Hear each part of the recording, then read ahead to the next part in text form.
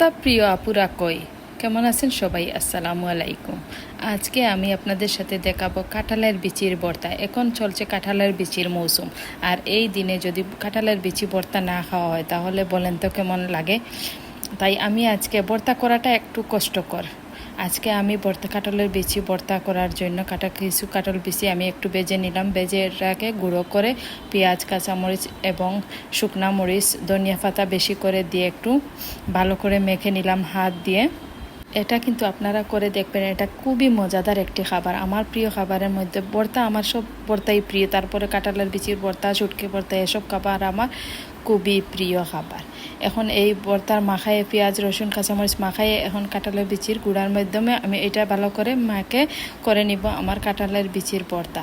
এটা গরম ভাতের সাথে খেয়ে দেখবেন অনেক টেস্টি ও মজাদার একটা খাবার। আমি জানি আমার পেজে যত আপুরা আছেন সবারই এটা প্রিয়, কারো অপ্রিয় হবার কথা না, কারণ এটা খুবই সুস্বাদু এবং খুবই মজাদার একটি খাবার। তবে করাটা একটু কষ্টকর হয়ে থাকে। ভালো থাকবেন।